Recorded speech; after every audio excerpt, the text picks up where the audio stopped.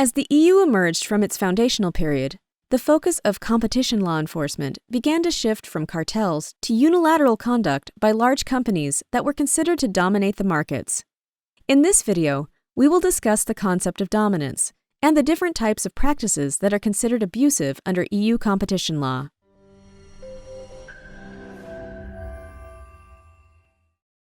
While it is not unlawful for a company to have a dominant position, its unilateral conduct becomes subject to scrutiny only once it has reached dominance. EU law considers that from that point on, a company has a special responsibility not to allow its conduct to impair competition. In other words, small market players are free to do certain things that are illegal for dominant firms. The prohibition against abusive dominance is set out in Article 102 of the treaty, which states that any abuse by one or more undertakings of a dominant position within the internal market shall be prohibited insofar as it may affect trade between member states. The article gives several examples of abusive behaviors, but this list is not exhaustive, and the EU authorities have applied Article 102 to various other practices. In economic terms, a dominant position equals substantial market power. This means that a dominant firm is not effectively constrained by its competitors and customers, which allows it to behave independently and extract more profit by raising prices and reducing its innovation efforts. To determine whether a company is dominant, competition authorities will look at several factors. Market share is the first indicator of the extent to which the company's competitors constrain its conduct. The larger the market share, the more likely it is that a company has a high degree of market power. That is why the assessment of dominance starts with defining the relevant market, within which the company's market share is calculated. Under EU law, there is a presumption of dominance when a company's market share is higher than 50%. Conversely, dominance is unlikely when the market share is below 40%. To assess dominance, the authorities will also look at whether there are high barriers to entry faced by potential competitors, and whether the customers are able to exercise countervailing buyer power. Unilateral conduct of a dominant firm can be abusive only when it deviates from normal competition or competition on the merits. With such behavior, the dominant firm can harm consumers directly, for instance, by way of charging excessive prices, or indirectly through the adverse impact on the process of competition by way of excluding competitors. However, not every exclusionary effect is necessarily detrimental to competition. Competition on the merits may, by definition, lead to market exit of competitors that are less efficient, and so less attractive to consumers in terms of price and quality than the dominant firms. This is part of the competitive process. Therefore, generally, a practice can be deemed abusive where it can be shown to be capable of excluding competitors that are at least as efficient as the dominant firm. We can divide the various types of practices prohibited by Article 102 into own market abuses, which adversely affect competition on the dominated market itself, and related market abuses, which involve using market power in a dominated market to restrict competition on a related market. Exclusive dealing often occurs in the form of vertical agreements with an exclusive purchasing obligation, through which the dominant supplier requires a customer to acquire all or most of its product requirements from it, thereby excluding rival suppliers. Imagine a firm called Dominic Corp., which is the main supplier of cocoa butter to producers of chocolate bars on Chocolate Island. To protect its dominant position and maintain high profits, Dominic may want to prevent expansion of its rivals and deter market entry by potential new cocoa butter suppliers. With this in mind, Dominic starts to require its customers to source all of their cocoa butter needs exclusively from it, leaving rival cocoa butter suppliers without an outlet for their stock.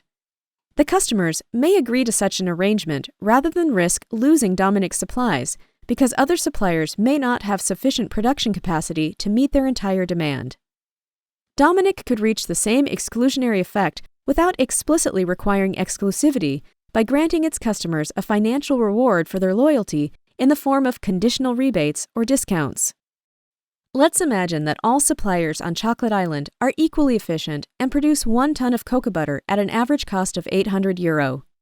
Dominic sells its cocoa butter at a list price of €1,000 per ton. Dominic's main rival, Slimco, is willing to offer a ton of its cocoa butter at a list price of €850, but has the capacity to supply only 40% of the customer's demand. To protect its market position, Dominic decides to offer the customer a retroactive 10% rebate on the condition that the customer sources 100% of its yearly requirements of cocoa butter from Dominic. Such a rebate could have a strong loyalty-enhancing effect and exclude Slimco from the market. This is because Slimco, despite offering a lower price per ton, would need to compensate the customer for the loss of Dominic's 10% rebate on its entire demand. For the part of the demand that Slimco cannot supply, the customer will have to procure supplies from Dominic at a non-discounted price of €1,000 per ton. This means that Slimco would have to sell all of its cocoa butter at a below-cost price of €750 per ton in order to match Dominic's discounted offer. As this price does not cover Slimco's costs, it will sooner or later be forced out of the market. A dominant firm can try to exclude its rivals from the market by temporarily reducing its sales prices to a loss-making level.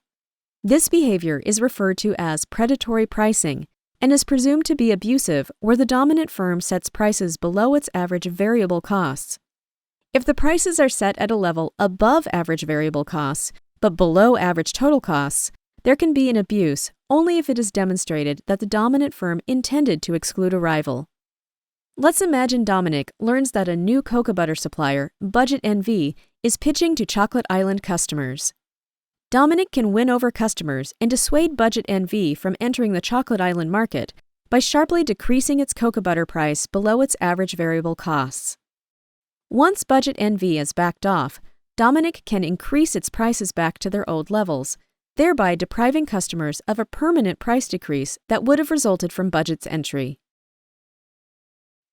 Once competition for the supply of cocoa butter on Chocolate Island has been sufficiently weakened, Dominic could start exploiting customers by charging excessive prices.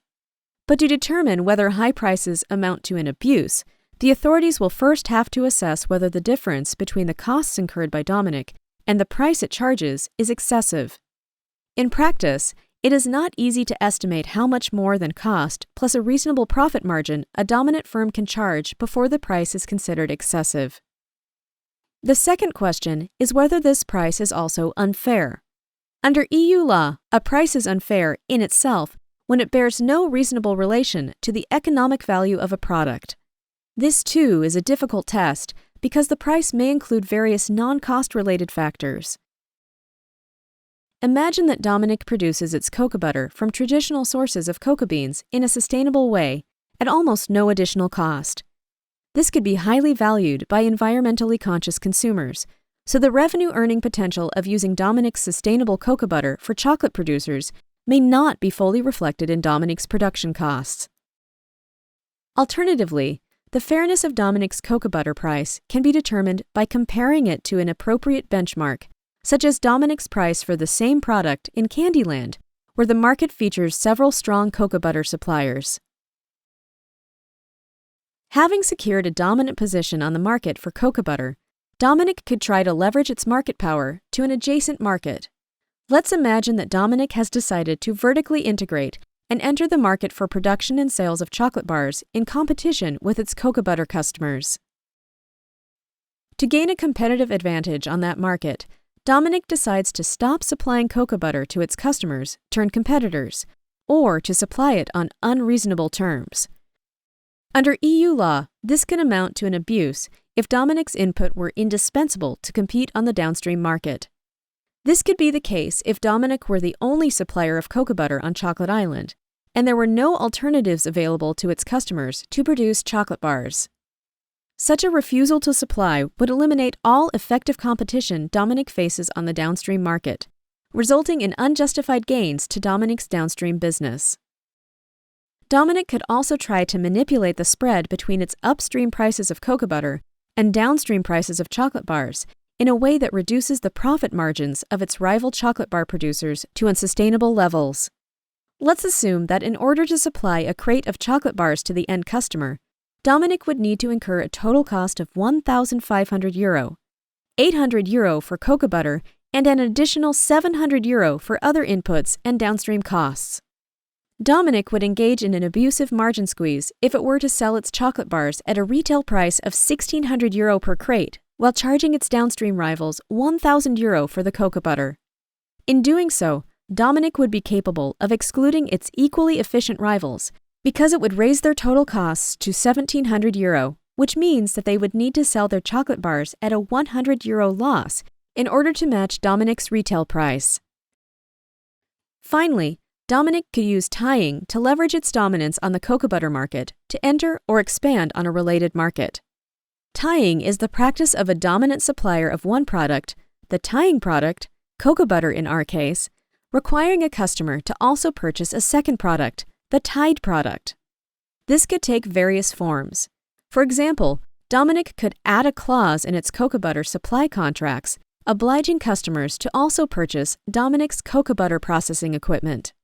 Dominic could achieve the same effect by only offering the two products together in a bundle, so that customers who want Dominic's cocoa butter would be forced to also purchase its processing equipment.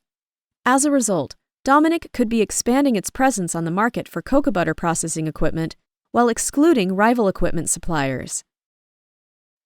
Competition authorities may initiate an investigation into abusive conduct by a dominant firm, either on their own initiative or following a complaint. If they find an infringement of Article 102, they can impose any behavioral or structural remedies that are necessary to bring the infringement to an end, as well as a substantial fine of up to 10% of the dominant firm's annual revenue. For instance, if Dominic is found guilty of an abusive refusal to supply cocoa butter to its existing customers, the authorities could order a behavioral remedy requiring Dominic to resume supplies on fair terms. If this were insufficient, the authorities could go even further and impose a structural remedy requiring Dominic to divest its upstream cocoa butter business to an independent firm, which would remove its incentive to discriminate in favor of Dominic's downstream chocolate bars business. In addition to public enforcement, customers and competitors affected by the abuse can bring an action for damages in a national court of any member state. This means that a dominant firm's financial exposure for abusing its dominance can ultimately be much higher than the fine imposed by competition authorities. Article 102 of the treaty is a key pillar of EU competition law. It has been at the forefront of competition law enforcement during the liberalization of European network industries, and more recently, with the digitalization of the global economy. But the key challenge in applying Article 102 has remained the same: finding the balance between halting genuinely abusive conduct that distorts the competitive process to the detriment of consumers, and preserving the dominant firm's pro-competitive behavior and incentives to invest and innovate.